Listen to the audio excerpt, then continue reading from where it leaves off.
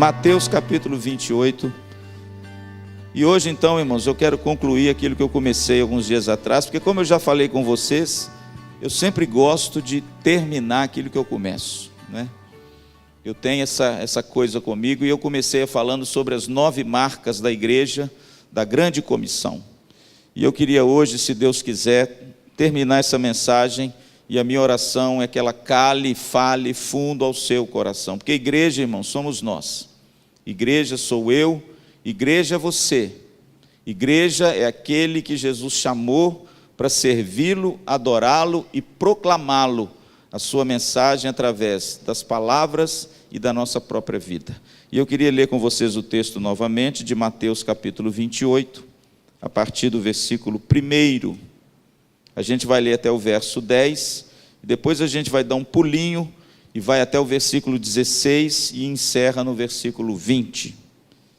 Diz assim a palavra de Deus: No findar do sábado, ao entrar o primeiro dia da semana, Maria Madalena e a outra Maria foram ver o sepulcro. E eis que houve um grande terremoto, porque um anjo do Senhor desceu do céu, chegou-se, removeu a pedra e assentou-se sobre ela. O seu aspecto era como um relâmpago, e a sua veste alva como a neve. E os guardas tremeram, espavoridos, e ficaram como se estivessem mortos. Mas o anjo, dirigindo-se às mulheres, disse: Não temais, porque sei que buscais Jesus, que foi crucificado. Vamos ler juntos o versículo 6? Ele não está aqui, ressuscitou, como tinha dito. Vinde ver aonde ele jazia. E depois depressa e dizei aos seus discípulos que ele ressuscitou dos mortos, e vai adiante de vós para a Galiléia, ali o vereis, é como vos digo.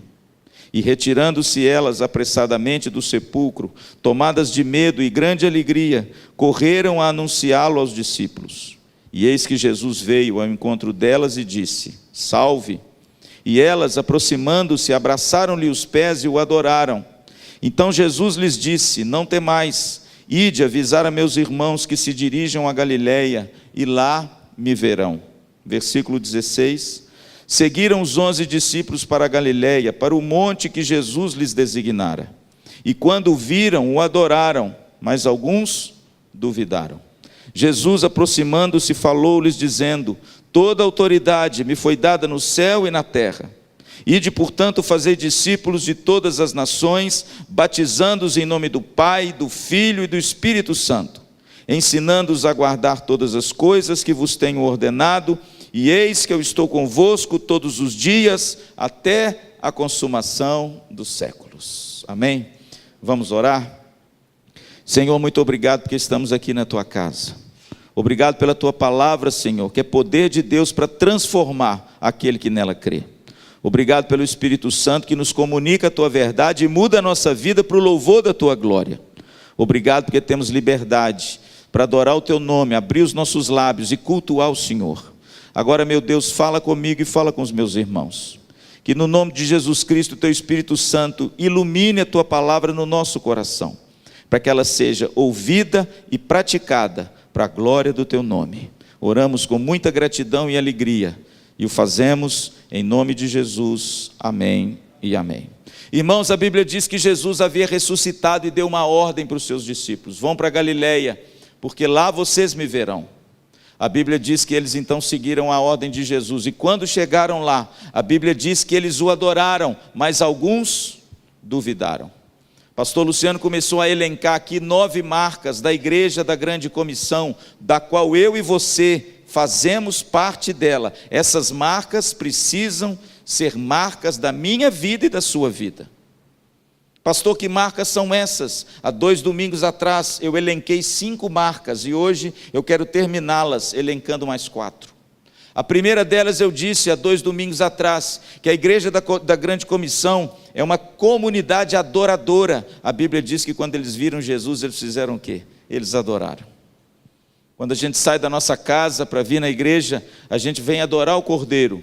Ele merece a nossa adoração. Ele é o ressuscitado, Ele é o Deus encarnado. Ele é o objeto da minha e da sua adoração. Eu disse aqui há 2 domingos atrás que em hora alguma na Bíblia, antes da ressurreição, ninguém adorou Jesus. Eles só se prostraram aos pés de Jesus. Foi só depois da ressurreição que eles realmente reconheceram que Jesus era digno de adoração. Por quê? Porque Jesus é Deus. Portanto, querido, nós somos uma comunidade adoradora. Quando você sai da sua casa, você precisa sair com o coração cheio de gratidão. E quando pisar na casa do Senhor e os louvores sejam cantados, você precisa abrir a sua boca e cantar ao Senhor, porque Ele merece o nosso louvor e a nossa adoração. Amém? A Bíblia diz, irmãos, no versículo 17, em segundo lugar, que eles o adoraram, mas muitos duvidaram. O que significa isso? Significa, pastor, que a igreja da grande comissão é uma comunidade imperfeita. Aqui não há lugar de perfeitos, aqui há lugar de santos que foram santificados em Cristo Jesus, mas estão caminhando rumo à perfeição de Jesus Cristo. A igreja, querido, tem lugar ainda para gente imperfeita. Eu me lembro uma vez que eu fui viajar naquela estrada tortuosa de João Molevade, e lá é uma estrada muito difícil, não tem acostamento, é conhecida lá em Minas como Estrada da Morte. E de repente eu estava atrás de um caminhão e aflito que eu precisava chegar em Ipatinga para uma pregação, e queria chegar naquela cidade, eu estava meio atrasado, e tinha um caminhão na minha frente, e de repente eu comecei a buzinar. Que miséria, gente, né? Eu comecei a buzinar porque aquele caminhão podia encostar e ele não encostava. E eu estava precisando passar aquele caminhão. E de repente eu buzinei para aquele caminhão encostar. Mas aí, irmãos, Deus assim me deu um tapa de luva. Porque quando eu levantei os meus olhos, estava escrito no para-choque do caminhão: calma, Deus ainda não acabou a sua obra comigo. E aí, irmãos, eu tirei a mão da buzina e disse: puxa Deus, me desculpe. Porque realmente Deus começou uma obra conosco, mas Ele há de completá-la no dia de Cristo Jesus, amém? Portanto, querido, olha, aqui é lugar de gente imperfeito, viu? Por isso, por favor, não espere perfeição aqui. Tem muita gente decepcionada com a igreja, porque de repente acha que as pessoas são perfeitas e esperam delas aquilo que elas não podem te dar. Por favor, querido, se você quiser uma igreja perfeita, vai para o 2º andar. Porque é lá que estão os santos arrolados no céu, na sua forma com Jesus Cristo, sem pecado, sem nada, é lá com Ele. Enquanto nós estivermos aqui, vai haver algum problema que a gente precisa resolver, amém? A Bíblia diz que alguns duvidaram. Que coisa, hein, pastor? Aí Jesus de repente reúne os discípulos e diz para eles assim: toda autoridade me foi dada no céu e na terra, versículo 18. Pastor, o que significa isso? A igreja da grande comissão é uma comunidade sustentada pelo poder de Deus, amém? A igreja de Jesus, irmãos, é um milagre. A igreja de Jesus, ela não é só sustentada pelo poder de Deus, mas ela é fundada por Jesus. Ela é fundamentada em Jesus. Jesus é quem edifica a sua igreja, e Jesus é quem dá a vitória da sua igreja contra as portas do inferno. Mateus capítulo 16, versículo 18. A igreja, querida, ela é sustentada pelo poder de Deus. Portanto, fique tranquilo, as portas do inferno não prevalecerão contra a igreja. Vai acontecer muita coisa ruim, vai acontecer muita coisa que aborrece o seu e o meu coração, mas pode ficar tranquilo, a igreja vai seguir vitoriosa até o final dos tempos. Sabe por quê, querido? Porque ela não depende de mim e de você. Ela não depende como se a coisa andasse por minha causa ou pela sua causa. Agora guarde uma coisa que eu vou te dizer: ela não depende de você, mas ela conta com você. Isso é um privilégio muito grande, irmão, saber que Jesus Cristo conta comigo, que eu posso ser parceiro e cooperador dele na construção desse reino glorioso nessa terra. Portanto, meu amado, a igreja da grande comissão, essa comunidade maravilhosa de adoradores, é uma igreja sustentada pelo poder de Deus, irmãos. É Deus quem sustenta a sua igreja, é Deus que guerreia as nossas lutas. É Ele, querido, que nos dá a vitória. A Bíblia diz que Jesus então diz que toda autoridade foi lhe dada no céu e na terra. E aí então Jesus diz assim: ide, portanto. E o pastor Luciano diz que a palavra ide, talvez ela é mal versada, mal interpretada aqui na Bíblia, porque no original ela traz a ideia de um gerúndio que traduz um movimento sempre constante. Talvez a tradução bonita fosse: e indo, portanto, e indo. E aí eu disse que a igreja da grande comissão, a sua grande marca e quarta marca, é que a igreja é uma comunidade em movimento. A igreja não pode parar. A igreja se movimenta em duas direções. Primeiro, pastor, ela se movimenta para cima. Ela busca o seu Senhor enquanto se pode achar. Ela é uma comunidade que dobra os joelhos diante de Deus, como eu escrevi no boletim, para ficar em pé diante dos homens. Ela é uma comunidade, querido, que busca a virtude que existe na cruz do Senhor Jesus e o Espírito Santo para que ela possa funcionar segundo a vontade de Deus. A igreja é o lugar de gente que busca, que olha para o céu. Colossenses capítulo 3. Busca as coisas do alto, pensa nas coisas do alto, quer as coisas do alto. Buscai o Senhor enquanto se pode achar. Mas, irmãos, a igreja tem que se movimentar também para o lado. Ela se movimenta para cima, mas ela se movimenta para o lado. Ela busca o Senhor enquanto serve ao próximo. A igreja não pode apenas subir no monte e querer fazer uma tenda e dizer como Pedro: vamos ficar aqui porque está bom demais, vamos fazer uma tenda para nós porque nós vimos a tua glória. Não, irmãos, a igreja precisa buscar do Senhor a glória, mas descer lá no vale, porque lá no vale tem os lunáticos, os paralíticos, os endemoniados, aqueles que precisam de Jesus.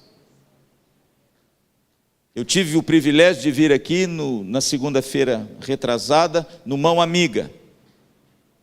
Não conhecia o trabalho do Mão Amiga e vir aqui, trouxe uma palavra, pastor Luciano trouxe uma palavra aqui no Mão Amiga, onde estavam sentados aqui familiares de pessoas que estão internadas em casas de recuperação. E o Mão Amiga, que é uma fundação daqui da igreja, de irmãos da nossa igreja, e que funciona aqui um apoio às famílias, e também tinham aqui pessoas que de primeira vez que estavam indo para a casa de recuperação porque eram viciados em drogas. Devia ter mais ou menos aqui umas 70, 80 pessoas. O pastor Luciano veio aqui, deu uma palavra, e quando o pastor Luciano terminou de dar a palavra, Deus tocou no coração de muitas pessoas, muitas choraram, algumas entregaram a vida para Jesus, muitos homens ficaram emocionados, e quando eu cheguei lá fora, chegou perto de mim um rapaz e falou comigo assim: pastor, ora por mim, porque eu estou sentindo uma opressão, estou sentindo um negócio muito ruim. E eu entendi perfeitamente que se eu orasse para aquele menino naquela hora, o diabo ia se manifestar na vida dele. E aí eu levei esse moço lá para trás, comecei a conversar com ele, fiz uma oração por ele, ele sentou-se no meu lugar, eu sentei aqui, e ele não conseguia nem falar. Eu pedia para ele repetir as coisas, ele não conseguia. O diabo travou a boca desse moço. Eu não sei se você acredita nisso, querido, mas uma coisa eu vou dizer, isso é real, viu? Você não precisa acreditar para não ser real, não. E aí de repente, querido, eu mandei o menino repetir algumas coisas comigo, ele não conseguia repetir, ele abria a boca e o troço travava tudo, e eu tenho alguma experiência com isso, já trabalhei com isso. E aí eu percebi, irmãos, que eu tinha que orar por ele antes, que eu tinha que dar uma palavra de oração, para depois esse menino poder conversar. Quando ele conseguiu falar alguma coisa, sabe o que ele virou para mim? Pastor, essa voz não é a minha, e não era mesmo. E aí de repente, querido, vieram 2 ou 3 irmãos do Mão Amigo, sentaram perto do meu lado, e falaram: pastor, se você orar para ele, ele vai cair, ele vai dar show aqui. Eu falei: não vai não. Não vai de jeito nenhum. Sabe por quê, querido? Porque Jesus Cristo é o Senhor. O show aqui é Jesus. Diabo aqui não dá show, não. E aí de repente, irmãos, aconteceu um negócio tão bonito que eu quero confessar a vocês que tinha um bom tempo que isso não acontecia comigo, e eu me senti tão bem. Sabe por quê? Porque eu notei que quando a gente busca a Deus no recôndito do quarto, no joelho no chão, Deus nos enche de poder para a gente orar pelos outros. E a bênção de Deus se manifestar na vida daquele rapaz. Eu orei por ele, não aconteceu nada visível. Sentado do jeito que ele estava, sentado ele ficou. Ele recebeu a oração de libertação. Depois eu falei com ele: agora você vai confessar Jesus como o Senhor, porque ele me pediu para fazer isso. E em lágrimas, irmãos, em lágrimas, a coisa mais linda, esse menino confessou Jesus como o Senhor da vida dele, abriu o Salmo 116 e leu ele todinho. E aí ele virou para mim, olhou com outro semblante, completamente diferente, era outro moço. Ele olhou para mim assim com aquele semblante mais bonito e falou assim: pastor, agora sim, agora eu estou ouvindo a minha voz.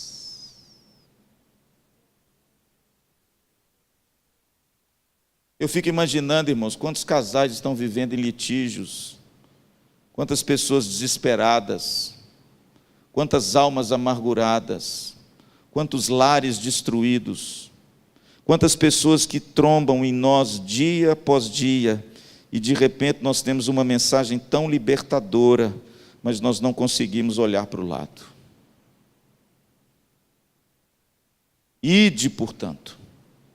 Pastor Luciano disse que tudo aquilo que não se movimenta, acontece o quê? Morre. Tudo aquilo que não se movimenta, morre. Por isso, meu amado, nós somos chamados para nos movimentar. A igreja da grande comissão é uma igreja que se movimenta. Ela busca o seu Senhor para poder ser uma fonte de bênção e de libertação para o próximo. Louvado seja Deus. Amém?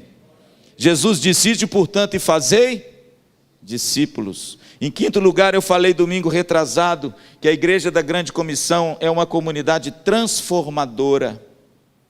Deus colocou a sua igreja aqui, irmãos, para que a gente fosse um agente de transformação e fizesse, através da igreja, discípulos de Cristo. É isso que Jesus Cristo quer quando Ele alcançou você, é que você se pareça mais e mais com quem? Com Jesus Cristo. Eu citei aqui Romanos capítulo 8, versículo 28 e 29. Eu disse que o propósito de Deus ao chamar você para ser de Cristo é gerar em você uma vida e um caráter à semelhança do Filho de Deus que habita em você mediante o Espírito Santo. E a igreja precisa ser esse objeto de transformação, transformando o coração do homem para poder transformar a família, a sociedade, o país e uma nação. O evangelho, irmãos, é o evangelho transformador. O evangelho, quando chega, precisa haver transformação de vida e transformação à semelhança de Jesus. Nós fazemos discípulos de Jesus e não discípulos do pastor Luciano. A igreja não tem culto à celebridade de homens. A igreja é cristocêntrica. Ela adora o seu Senhor, ela busca o seu Senhor e ela quer se parecer com o seu Senhor. Ela é uma comunidade transformadora. E agora, querido, vem as 4 últimas marcas que eu quero deixar para você nessa noite. No versículo de número 19, o texto diz: ide, portanto, fazei discípulos de todas as nações. Em sexto lugar, irmãos, a igreja da grande comissão, ela é uma comunidade transcultural. Pastor, o que significa isso? Atos capítulo 1, versículo de número 8. Mas recebereis poder ao descer sobre vós o quê? O Espírito Santo. Em outras palavras, não vai na força do seu braço, porque senão você vai fazer coisa errada. Espere que do alto você vai ser revestido do Espírito Santo e a partir daí você então vai. E aí você vai ser minha testemunha. A palavra testemunha no grego é a palavra mártir. Você vai experimentar tudo aquilo que eu experimentei. Você vai ser aquela pessoa que com a sua vida vai comunicar o evangelho. Aonde, pastor? Em Jerusalém, na Judéia, na Samaria e até os confins da terra. Pastor, o que significa isso? Eu evangelizo aqui para depois evangelizar lá, para depois lá, depois lá? Não, você vai evangelizar em todos os lugares ao mesmo tempo. É tanto em quanto em. O que significa isso? Deus não tem filhos prediletos. Deus não ama mais o brasileiro do que ama o americano. Deus não ama mais o pastor do que ama o presbítero. Deus não ama mais o presbítero do que ama o diácono. Deus não ama mais o pastor do que ama o médico, se esse médico for chamado por Jesus Cristo de ser dele. Em outras palavras, Deus não tem filhos prediletos. Os seus Ele ama perfeitamente, completamente, com o máximo amor que Ele poderia amar. Amém? Deus, querido, não tem filhos prediletos. Mas Deus também não tem nações prediletas. Deus não ama mais o judeu do que ama o queniano. Sabia disso? Deus não ama mais o habitante de Jerusalém do que ama o australiano e o pigmeu que de repente está cultuando a Deus lá na sua igrejinha, lá nos desertos e nas savanas da Austrália. Não. Deus, irmãos, não tem filho predileto. Deus não tem nação predileta. Todo aquele que invoca o nome do Senhor será salvo, diz Romanos. A visão, irmãos, que João teve em Apocalipse no capítulo 5 é muito bonita. No capítulo 4 ele tem a visão do trono de Deus. Ele vê Deus sentado no trono e todo o universo se prostra diante do Criador. Mas no capítulo 5 de Apocalipse a Bíblia diz que na mão daquele que estava sentado no trono tem um rolo. Que texto, irmãos. E esse rolo está fechado, e a Bíblia diz que João chorava muito, porque ninguém podia abrir o rolo e desatar os selos, e ele chorava, e chorava, e chorava. Aí sabe o que aconteceu, irmãos? A Bíblia diz que de repente, eis que eu vi o cordeiro como tinha sido morto. Ele pegou o rolo, abriu os selos e desatou os selos. E a Bíblia diz que quando ele desata os selos, irmãos, a história começa a se desenrolar. Pastor, essa visão significa o quê? Duas coisas: Deus é o Senhor da história. Deus é aquele que tem história nas suas mãos, o propósito e uma direção. Pastor, o Brasil está tão bagunçado. Fica tranquilo, Deus é o Senhor da história. Talvez você não entenda o que está acontecendo agora, mas Deus está escrevendo certo, dentro dos propósitos certos, porque Ele tem a história nas suas mãos. Agora guarde o que eu vou te dizer. Por que foi o cordeiro que abriu o livro? Por que foi o cordeiro que tem autoridade para desatar os selos? Porque só o cordeiro pôde desatar o selo da história. Porque se Deus é o Senhor da história, irmãos, Cristo é o centro da história. Porque dele, por ele e para ele são todas, glórias sejam dadas a ele eternamente. Amém. Sabe o que significa isso, querido? Que Jesus Cristo é o centro da história. Tudo se converge para Ele, tudo é a partir dEle, e nele todas as coisas foram criadas, e nele tudo veio a existir, e tudo vai terminar com Ele. Ele é o princípio e o fim, Ele é o começo e o final, Ele é o alfa e o ômega. E de repente, querido, nessa visão, depois que ele desata os selos, a Bíblia diz que ele olhou, e ele viu uma grande multidão, e essa multidão cantava, o que, pastor? Digno é o Cordeiro, que foi morto, e com o teu sangue compraste para Deus os que habitam em todos os povos, raças, tribos, línguas e nações. Sabe o que significa isso, querido? Deus não tem nações prediletas, Deus não tem filhos prediletos. A igreja precisa ser uma comunidade transcultural. Você tem que pregar o evangelho do outro lado da rua, mas você tem que pregar do outro lado do mundo. Todos têm o direito de ouvir a palavra de Deus e serem alcançadas por essa mensagem maravilhosa. Eu louvo a Deus, irmãos, porque a igreja IPVO investe na obra missionária. Enquanto evangeliza aqui, enquanto abençoa aqui, ela abençoa lá, acolá e até os confins da terra. E assim tem de ser. A igreja é uma comunidade transcultural. A mensagem do evangelho não pode ficar restrita a um grupo de pessoas, a uma raça de pessoas, e a gente nem pode pensar que de repente um país ou um grupo específico tenha primazia com o evangelho. Quando eu fui fazer a minha visita a Jerusalém, já contei algumas coisas aqui, nós fomos no Muro das Lamentações. E logicamente na nossa caravana devia ter umas 18 pessoas, mas lá no Muro das Lamentações eu vi outras caravanas junto comigo. E infelizmente, irmãos, eu vi coisas assim, que eu entendo que não são muito bíblicas. Eu vi, por exemplo, líderes religiosos se envolverem na bandeira de Israel e se vestirem como um rabino de Israel, e de repente invocarem o Deus de Israel, como se a nação de Israel tivesse alguma diferenciação diante de Deus. Aquilo, irmãos, entristeceu meu coração, sabe por quê? Porque com o advento de Jesus Cristo, com a cruz de Jesus Cristo, a barreira quebrou. Não existem nações prediletas. Não existem povos prediletos.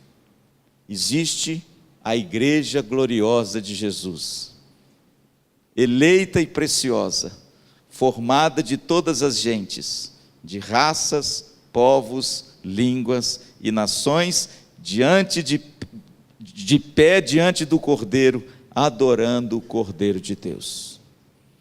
Existe hoje na igreja um viés perigoso. Existe hoje na igreja evangélica brasileira uma teologia judaizante perigosa. Estão trazendo de volta elementos do culto do Velho Testamento para dentro da igreja, como se a nação de Israel hoje, na nova dispensação da igreja, tivesse alguma proeminência sobre qualquer outro grupo de pessoas que fosse. Querido, por favor, em Jesus Cristo nós somos iguais. Deus não tem filhos prediletos. Deus não tem países e nações prediletas.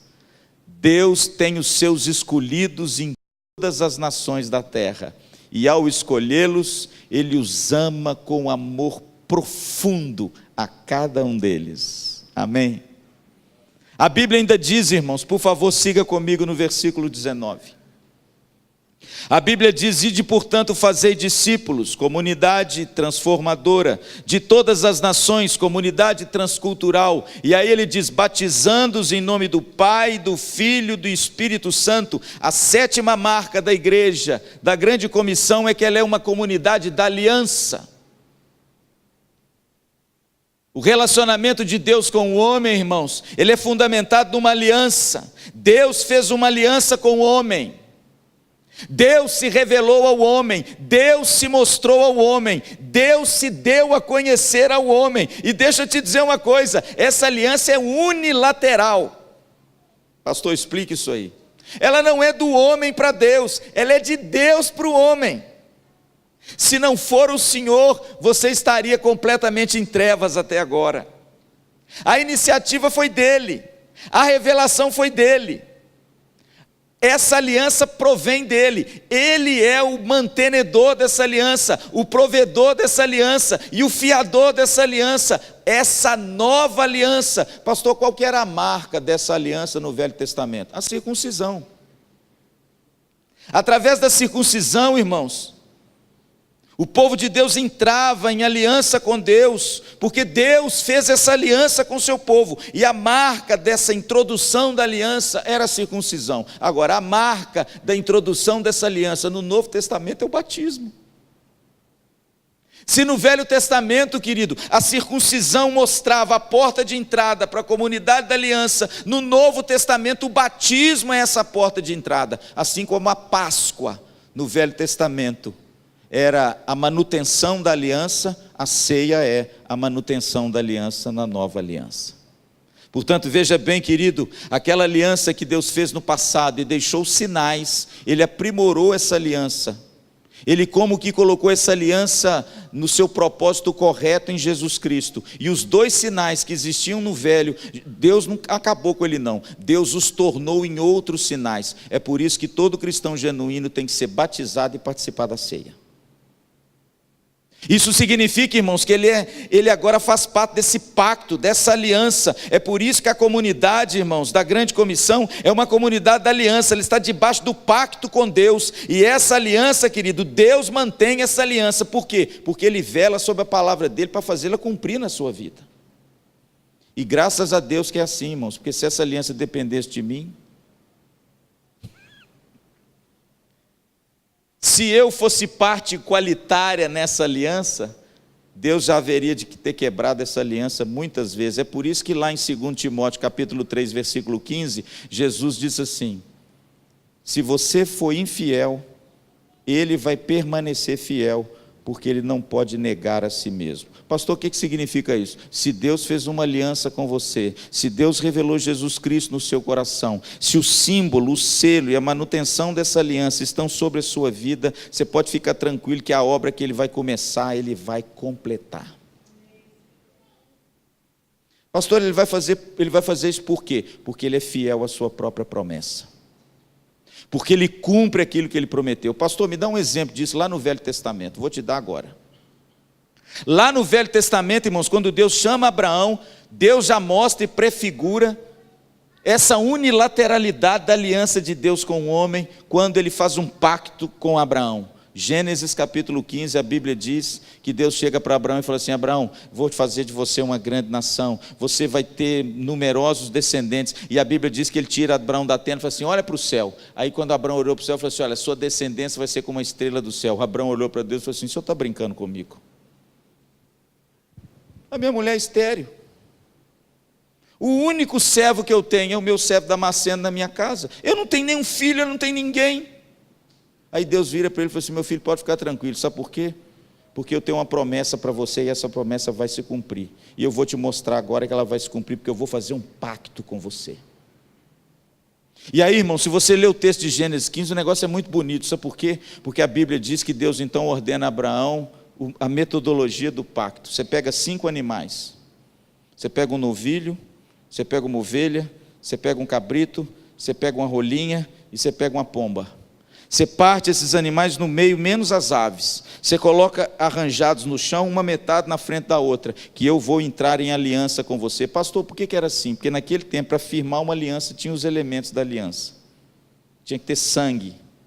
E aí, de repente, Deus, irmãos, fala para Abraão fazer isso tudo, mas aí a beleza acontece agora. A Bíblia diz que à noite caiu pesadas trevas, e de repente um sono profundo caiu em Abraão, e Deus então entrou em aliança com Abraão, e no meio das partes daqueles animais, numa noite escura e tenebrosa, a Bíblia diz que surgiu um fogareiro grande de chamas, no meio dessas partes.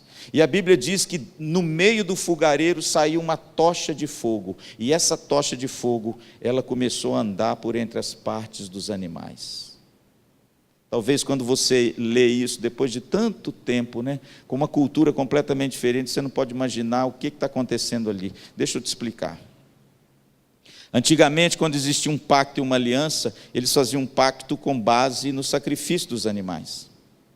E quando eles cortavam os animais e passavam ambas as partes entre os animais, isso significava que eles tinham feito um pacto e uma aliança eterna, mas ambos aqueles que fizeram o pacto. Por exemplo, se eu fizesse um pacto com o Edson, eu cortava os animais e eu e o Edson percorríamos entre as partes dos animais. E quando eu fizesse isso, o pacto está selado. Agora, irmãos, lá em Abraão acontece um negócio muito bonito. Para quê, pastor? Para mostrar, querido, que o pacto de Deus com você veio dele, provém dele, ele mantém e foi ele que te escolheu. Abraão caiu num sono profundo e quem passou entre os animais foi só a teofania personificando a figura de Jesus Cristo. Para mostrar o que, pastor? Que no pacto de Deus com você, Ele é o mantenedor, o promotor, o fiador, e é Ele que mantém esse pacto até o final. Pela fidelidade de quem? Dele. Isso é maravilhoso, irmão, sabe por quê? Porque se Deus me escolheu, eu sou dele para sempre. Amém? Se Deus nos escolheu, irmãos, é Ele que vai velar pela sua palavra, para cumpri-la na minha vida até o fim. Que segurança nós temos em Jesus Cristo. E pastor, qual que é o símbolo desse pacto hoje, na nova dispensação em Jesus Cristo? O batismo. É por isso, irmãos, que nós presbiterianos batizamos as nossas crianças. Pastor, eu não estou entendendo, explica melhor. Lá na velha dispensação, irmãos, ao 8º dia, a criança não sabia nada, a criança não podia professar sua fé, a criança não podia responder a nenhum tipo de apelo à palavra de Deus. Ela tinha 8 dias, irmãos, mas essa criança era levada no templo e ela era objeto do sinal da aliança. Qual era o sinal?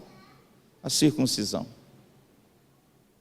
Isso significa, irmãos, que os filhos vamos botar entre aspas, dos crentes do Velho Testamento, do povo de Deus, eram apresentados no templo, e o sinal da aliança estava sobre eles. Eles também faziam parte do pacto.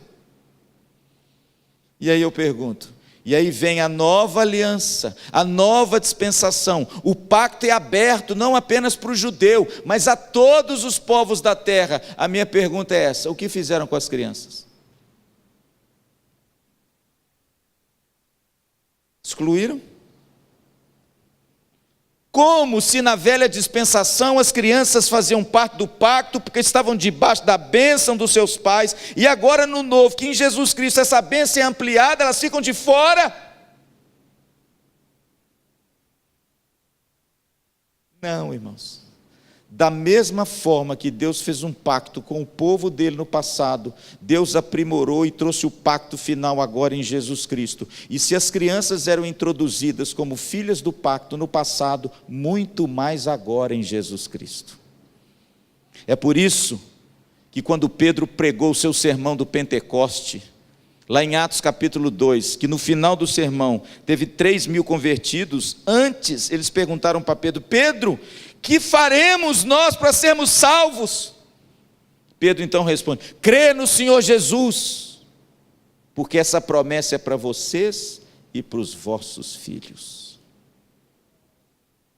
Pedro, irmãos, como um bom judeu, ele entendeu que a mesma promessa, o mesmo pacto que Deus tinha feito no passado, e que as crianças eram introduzidas nesse pacto, na nova dispensação, as crianças também deveriam ser introduzidas. Por isso que quando a Alissa nasceu, eu batizei minha Alissa, e hoje ela é de Jesus para a glória de Deus.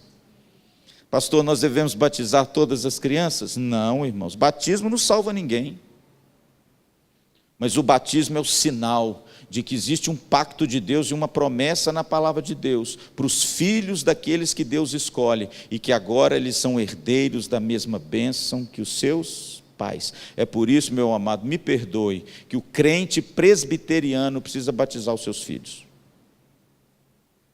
Porque ou nós cremos nessa doutrina gloriosa, que os nossos filhos estão inseridos nessa aliança, ou nós não cremos que os nossos filhos não fazem parte da aliança. Mas eu creio que sim, sabe por quê? Porque até o salmista da velha dispensação entendeu que herança do Senhor são os nossos. Eu não criei filho para o inferno, eu criei filho para o céu. Se eu fui herdeiro desse pacto e dessa promessa, os meus filhos também são. E baseado nessa promessa, eu batizo a minha filha. E no tempo oportuno, com o exemplo em casa e com a pregação da minha vida, ela professará por si só a sua fé. Que privilégio, irmãos. Nós somos a comunidade do pacto. Deus fez um pacto com você na cruz do Calvário. E o símbolo desse pacto é a cruz de Jesus Cristo. O sinal desse pacto é a aliança, é o batismo. E a manutenção desse pacto é quando você se assenta na mesa e participa da ceia do Senhor. A porta de entrada é o batismo e a manutenção é a Santa Ceia. Por isso que o cristão não pode se eximir dessas duas coisas. Alimento para a nossa alma e introdução na comunidade do pacto. Amém, querido? Que Deus abençoe você e que você compreenda uma doutrina que muitas vezes é tão distorcida, e outros irmãos nossos, e são irmãos mesmo, não batizam as suas crianças porque entendem de uma outra forma.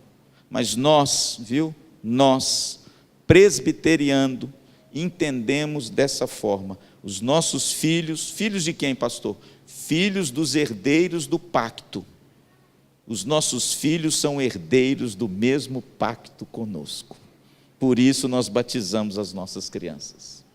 Mas o texto ainda diz mais.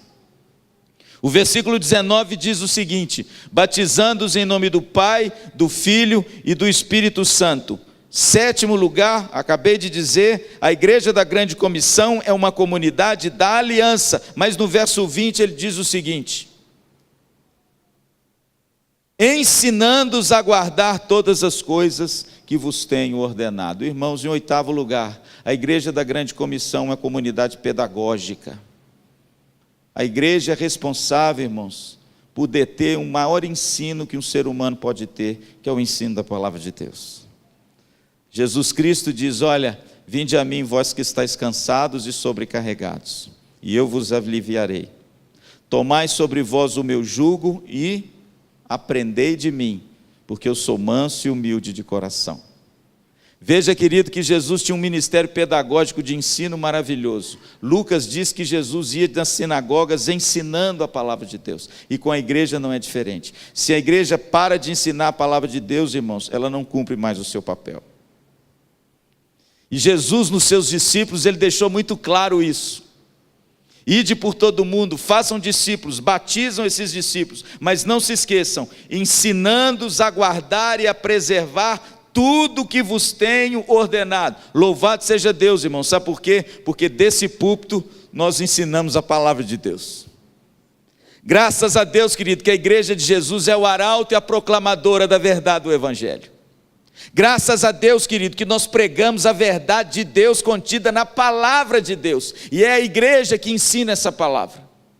Graças a Deus, querido, que a igreja continua sendo uma comunidade pedagógica. Ela vai na contramão de muita coisa, e às vezes recebe até o escárnio da cultura, porque a cultura sofre vieses, de tempos em tempos, modismos, novos princípios, mas a palavra de Deus, irmãos, ela permanece o quê? Para sempre. E aí, querido, nós temos que ter coragem. Para quê, pastor? Para firmar os nossos valores, para firmar os nossos princípios, para amar o pecador, mas não negociar o pecado. A palavra de Deus, irmãos, ela é muito sublime, e a igreja é detentora dessa bênção de ensinar o povo a verdade do Evangelho. A comunidade da Grande Comissão é uma comunidade pedagógica. Do púlpito da igreja, das salas da escola dominical, dos grupos familiares, das reuniões em casa, nós temos que ensinar a palavra de Deus. É a palavra de Deus, irmãos, que faz diferença na nossa vida. É a palavra de Deus que nos liberta do poder das trevas. É a palavra de Deus que nos transporta do reino e do império das trevas para o reino do teu Filho em amor.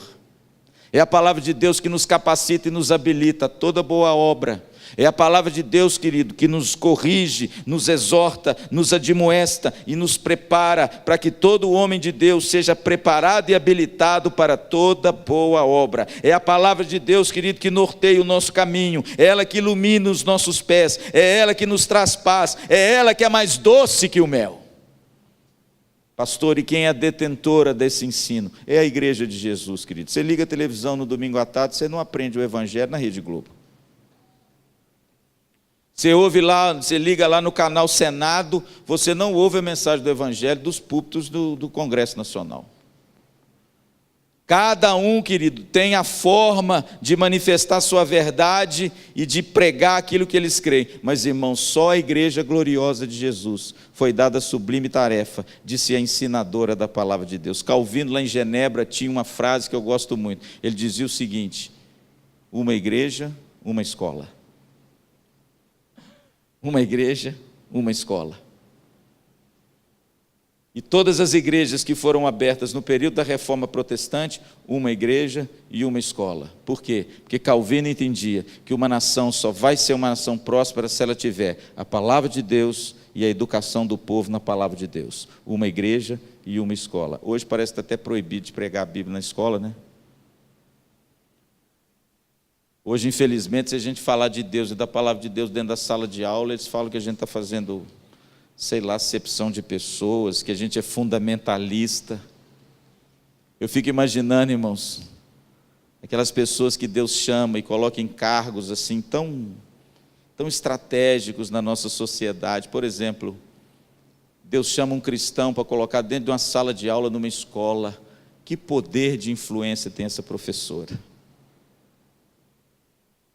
Como essa mulher e esse homem têm nas suas mãos um grupo de pessoas, e ela, usando de inteligência, de sensibilidade e perspicácia, ela pode ensinar a verdade de Deus para esses meninos. Eu fico imaginando, querido, como um homem como esse, que Deus coloca, por exemplo, numa universidade, no ensino acadêmico, e de repente está lá na sua sala de aula com as mentes trabalhando, e ele é um cristão devoto, piedoso, que tem a palavra de Deus como o cerne, o fundamento da sua vida, e esse homem aqui e ali introduz as coisas de Deus e do Evangelho nas suas aulas, conquistando e tocando o coração dos seus alunos. Que privilégio! Pastor Luciano não pode fazer isso. Ah, como eu tinha vontade, irmãos. Ah, como às vezes eu oro a Deus para que Deus me dê essa oportunidade de repente, num lugar bem secular, eu poder comunicar essa verdade gloriosa do ensino da palavra de Deus. Querido, você é a igreja da Grande Comissão. O ensino das Escrituras foi dado a você. Essa menina aqui está fazendo um trabalho bonito, irmãos, a Vanessa com o anjinho, muito lindo. Ela está fazendo um trabalho que transcende o trabalho com as crianças. Eles estão pensando num trabalho que transcende apenas ensinar os nossos filhos e ajudar a ensinar os nossos filhos a palavra de Deus. O trabalho do anjinho e da Vanessa, o projeto que eles têm para essa igreja e para o reino de Deus, é transcender, irmãos, a vida das crianças e alcançar os seus pais.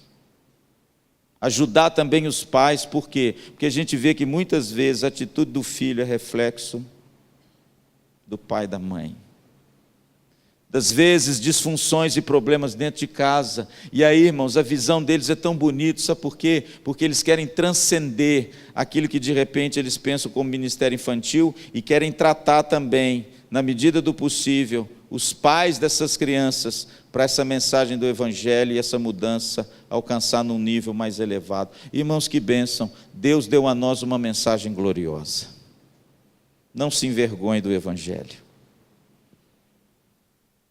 Essa semana e semana retrasada, eu fui falar lá na empresa do meu querido Humberto, né, Humberto? Que glória! Vou, irmãos, e vou todas as vezes que me chamarem, em qualquer lugar que me chamarem, porque isso é um privilégio. Como é bom ver pessoas assentadas no auditório, pessoas de todos os credos, pessoas que não estão nesse auditório me ouvindo aqui todo domingo, gente que trabalha, gente comum, gente que está aí com a vida às vezes destroçada. Que alegria me deu, querido, quando eu cheguei lá, adiantado, né, Humberto? Antes da hora, e o povo estava todo lá sentadinho, mas também deve ser porque ele mandou, né? Manda quem pode, obedece quem tem juízo. Mas, irmãos, que privilégio, sabe por quê? Porque eu levei a minha Bíblia, eu li um texto da Bíblia, eu compartilhei a palavra de Deus, irmãos, num ambiente de uma empresa, de uma fábrica, não era igreja, não era, entendeu, tudo preparado com ar-condicionado, era uma sala, era um lugar onde eles se ajuntaram ali antes do expediente, numa segunda-feira. O cabo, segunda-feira, já vai para o trabalho assim, estou querendo a morte. E o sujeito ainda vai ouvir um pastor falar da Bíblia. Aí de repente o sujeito já está com aquela disposição maravilhosa no coração. Mas, irmãos, é tão bacana, é tão bonito, irmãos, é tão enriquecedor. Humberto, deixa eu te dizer uma coisa, o mais agraciado sou eu.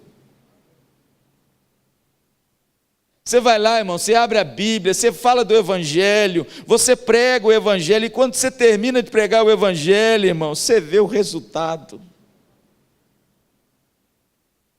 E você vê que não é você, entendeu? Você não tem poder para fazer isso. Pastor, Deus deu essa mensagem para quem? Para você. O que você está fazendo com ela? A igreja é uma comunidade pedagógica. Cada crente, um teacher, um professor, alguém que ensina a palavra de Deus com a sua pregação e com a sua vida. E aí você faz diferença aonde Deus te colocar, ensinando-os a guardar todas as coisas que eu vos tenho ordenado. E aí vamos terminar? E Jesus então termina dizendo: e eis que estou convosco todos os dias, até a consumação dos séculos. Nona marca da igreja da grande comissão. A igreja é a comunidade da ressurreição. Se você der uma olhadinha comigo no capítulo 28, no verso 5, você vai ver que o texto fala da ressurreição. O anjo, dirigindo-se às mulheres, disse: não temais, porque sei que buscais Jesus que foi crucificado. Ele não está aqui, versículo 6, ressuscitou. Como tinha dito, vinde ver onde ele jazia. E depois depressa, verso 7, dizei aos seus discípulos que ele ressuscitou dos mortos.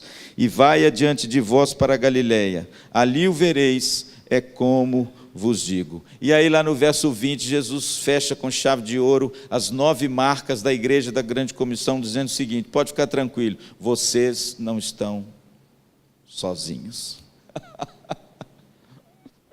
Eis que eu estou convosco todos os dias. Irmãos, que coisa maravilhosa saber que Deus nos assiste em todos os momentos da nossa vida. Que bom é saber, querido, que Deus nunca abandona a sua igreja. Ele é o Senhor que anda no meio dos seus candeeiros, Apocalipse 1:12. Ele é aquele que conhece a sua igreja e anda no meio da sua igreja. Eis que estou convosco todos os dias. Irmãos, a igreja é a comunidade da ressurreição. O Espírito Santo de Deus habita em você.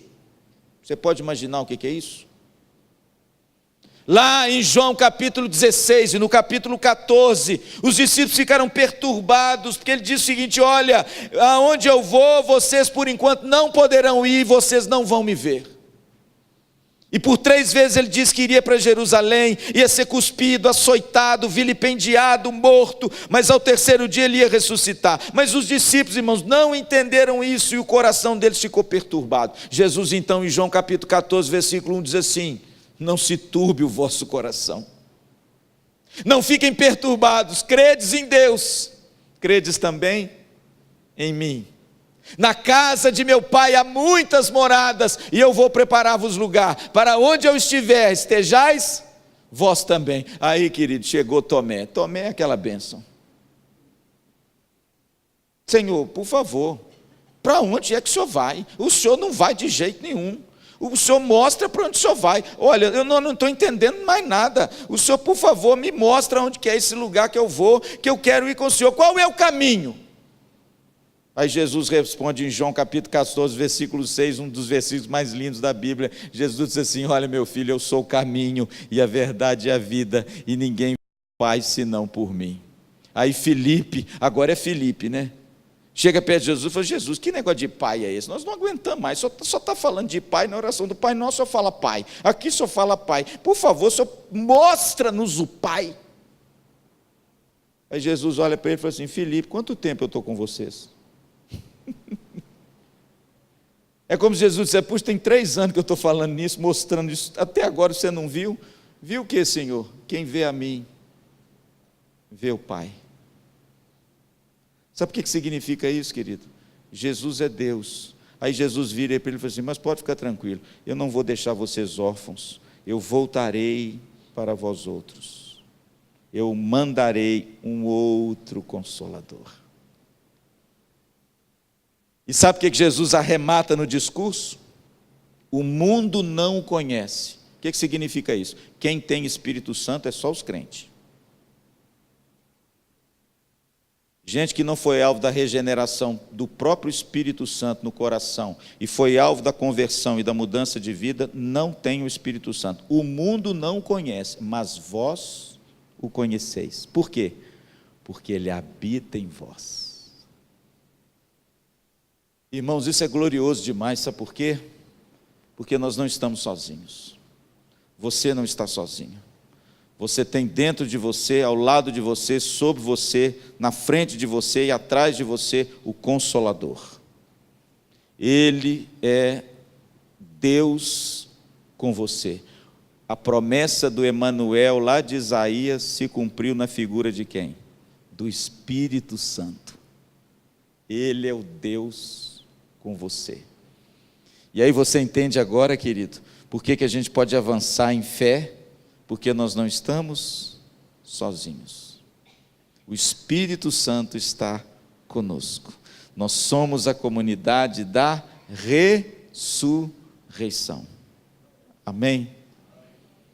Eu quero concluir e orar. Pastor, essas marcas precisam fazer parte da minha vida.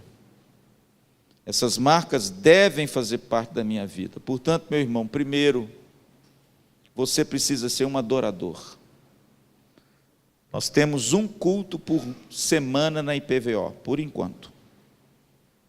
Por enquanto, porque Deus colocou no nosso coração um desejo ardente de, a partir do 2º semestre, a gente ter 2 cultos. Um culto semanal aqui na igreja. Por quê, pastor? Porque está muito longe. Nós precisamos nos achegar mais próximos do Senhor. Nós precisamos, irmãos, adorar Cristo com toda a nossa intensidade. Mas quando você entra aqui no culto dominical, você passa aqui 1h30, 2 horas, adore a Jesus de todo o seu coração. Amém. Pastor, qual é a segunda marca? Não se esqueça de que você é imperfeito. Não se esqueça de ter compaixão e misericórdia com seu irmão e não exigir dele aquilo que você sabe que nem você é capaz de dar.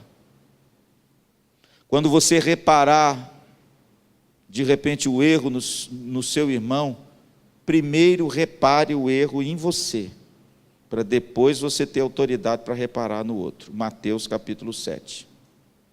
Saiba que nós somos imperfeitos e nós vamos viver assim até o dia que Jesus voltar. Terceira marca, saiba, querido, que você é sustentado pelo poder de Deus.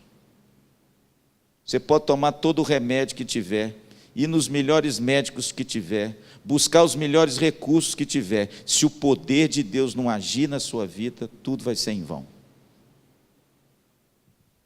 O crente é sustentado pelo poder de Deus. E olha, se você realmente é de Jesus, você já experimentou isso. Aquela hora que você fala assim, meu Deus, agora esgotaram-se os recursos. E é nessa hora que o nosso Deus mostra quem Ele é, amém? Quarto, se você faz parte dessa comunidade, querido, você precisa se movimentar. Crente que não se movimenta, morre. Crente que não se movimenta, dá artrose. Se movimente para a glória de Deus. Para cima e para o lado. Cumpra o chamado de Deus na sua vida, com alegria e determinação, e Deus vai te usar cada vez mais. Eu gosto do chamado de Elias com Eliseu, sabe por quê? Porque quando Elias estava lá na caverna, achando que estava tudo ruim, ele estava acabado, e ele queria morrer. Olha, eu não sou melhor do que os meus pais, essa mulher me inferniza. A mulher inferniza mesmo, às vezes o negócio é difícil. Essa mulher me inferniza, eu não estou aguentando mais essa Jezabel, eu estou sozinho, eu estou cansado, eu estou com fome, eu estou abandonado, aquela lenga-lenga danada. Deus virou para ele e falou assim, Elias, faz o seguinte, meu filho, desce do monte e faz o seguinte, unge Jeú, rei de não sei quem, unge Eliseu no seu lugar, tem muito trabalho para você. Aí a Bíblia diz que quando Elias, então, ele dá aquela respirada, desce do monte, fala, meu Deus, tem mais coisa para eu fazer. Aí ele desce do monte, na hora que ele passa na fazenda de Eliseu, onde que Eliseu está? Na rede. Eliseu está lá, deitado, pescando. Não, nada contra pescar, por favor. Noel, por favor. Não, irmão, sabe o que o texto diz? Que quando Elias chega lá, Eliseu está lavrando a terra com a 12ª junta de boi. Irmãos, a Bíblia, Spurgeon já dizia que a beleza está nos detalhes, e é mesmo. 12ª, pastor, o que significa isso? Significa, querido, que na frente de Eliseu tinha 12 juntas de boi arando a terra, ele estava com a última. Pastor, quem cuidava da última? O melhor que tinha. Por quê? Porque se o cara errasse alguma coisa, o último fazia o quê? Você é agricultor, você sabe. Ele estava com a 12ª junta de boi, então ele estava lá segurando e trabalhando. Aí quando Elias passa, Deus fala assim, meu filho é esse. Sabe por quê, querido? Por favor, meu irmão, movimente. Deus quer trabalhadores, é ou não é? Rogai ao Senhor que mande, o quê? Trabalhadores, para a sua seara. Portanto, querida, a igreja é uma comunidade em movimento. Senhor, o que é que eu posso servir o Senhor na igreja e fora da igreja? Senhor, qual é o dom que o Senhor me deu? Senhor, o que eu amo fazer, que eu faço com ardor no meu coração? Eu quero servir a tua casa. Essa marca tem que fazer parte de você, querido. A igreja é uma comunidade em movimento, portanto, movimente-se, amém? Outra coisa, a quinta marca que tem que ter em você, você tem que ser um agente de transformação onde Deus te colocou. Fazei discípulos, aonde você trabalha? O lugar que Deus te colocou, você tem feito diferença lá? De alguma maneira, Deus tem te dado uma estratégia para você ser esse homem que transforma o ambiente no qual você chega. Eu lembro da minha Tereza, fazendo sessões de quimioterapia. Eu nunca esqueço isso, irmãos, nunca. Aquela cadeira fazendo sessão de quimioterapia, e alguns aqui dos irmãos da igreja sabem bem o que é isso, que já passou por isso, e tem gente muito querida que está passando por isso. Tereza ficava 4, 5 horas lá, tomando aquele troço azul na veia, e distribuindo livreto e folheto e orando com as mulheres. Sabe o que é isso, irmãos? É gente que está sofrendo às vezes num lugar, as agruras de uma enfermidade, de uma doença, mas que é um agente de Deus para a transformação daquele lugar, amém?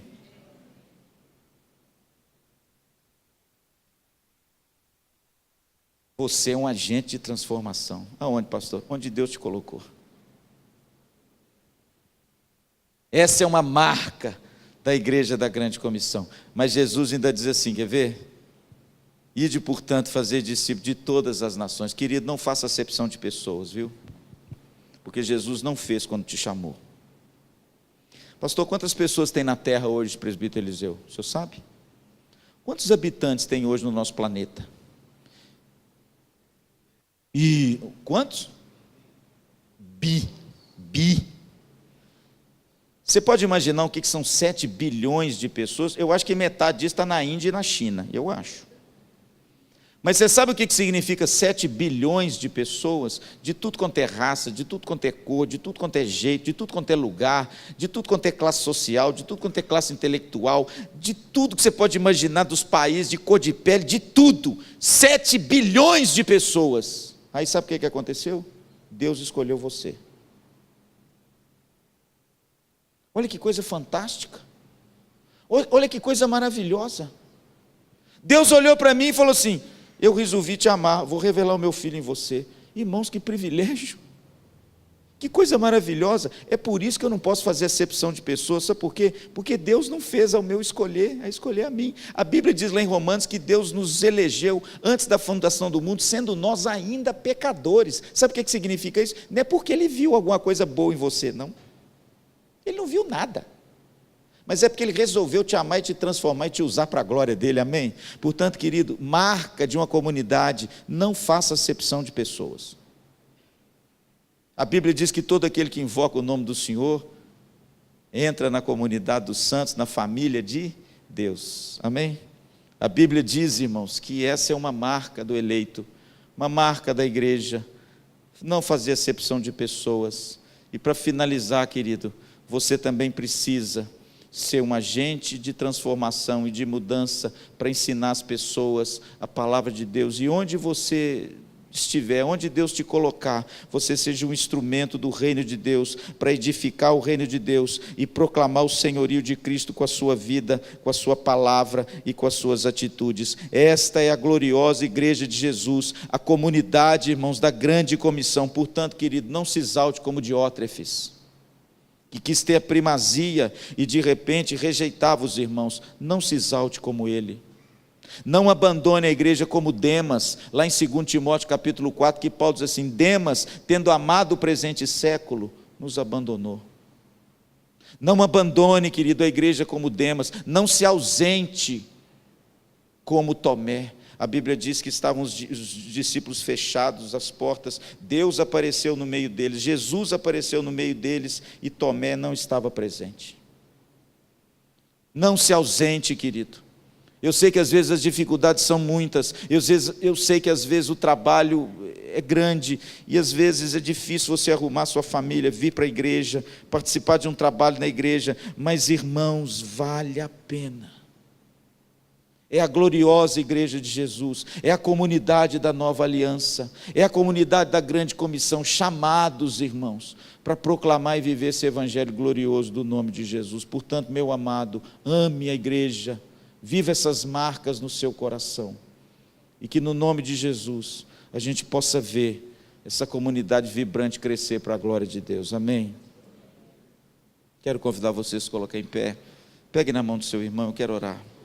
Senhor, nós te agradecemos, porque fazemos parte, Senhor, dessa comunidade que nos foi dado essa grande comissão.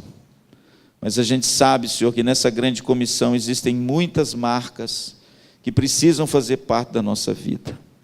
Nos ajude, Jesus, nessa noite, a refletir sobre elas, a colocá-las em prática. Nos ajude, Senhor, a completar o trabalho que o Senhor iniciou um dia em nós, e assim o Teu nome possa ser glorificado, o Teu reino possa ser ampliado, e a Tua igreja possa crescer para a glória do nome do Senhor.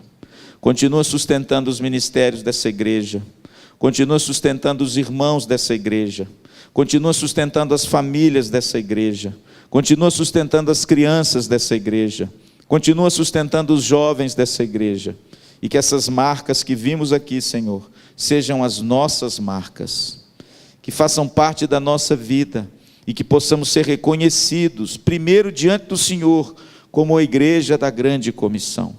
Muito obrigado, Senhor, pela Tua palavra, muito obrigado pelo meu irmão querido, pela minha irmã querida aqui nessa noite, muito obrigado pelo meu amigo visitante que está aqui conosco, que nos alegra tanto o coração. Que o Teu Evangelho alcance essa vida, que ele reconheça nessa noite o senhorio de Jesus Cristo, que ele entregue a sua vida a Jesus, que ele deposite nas mãos competentes do Senhor o curso da sua vida, e ele possa viver a partir de hoje para a glória do Teu nome.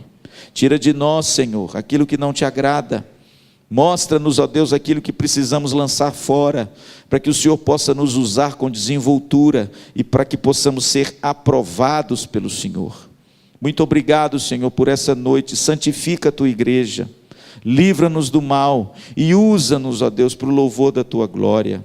E agora, meus amados, meus queridos irmãos, que a graça maravilhosa do nosso Senhor e Salvador Jesus Cristo, o amor de Deus nosso Pai, a comunhão e as doces consolações do Espírito Santo seja sobre a sua vida, meu amado, e sobre todo o Israel de Deus, espalhado sobre a face dessa terra, que é a igreja gloriosa de Jesus, hoje e para todo sempre. Amém e amém. Meu querido, que Deus te abençoe, te dê uma semana maravilhosa, uma semana cheia da bênção de Deus. Dá um abraço no seu irmão.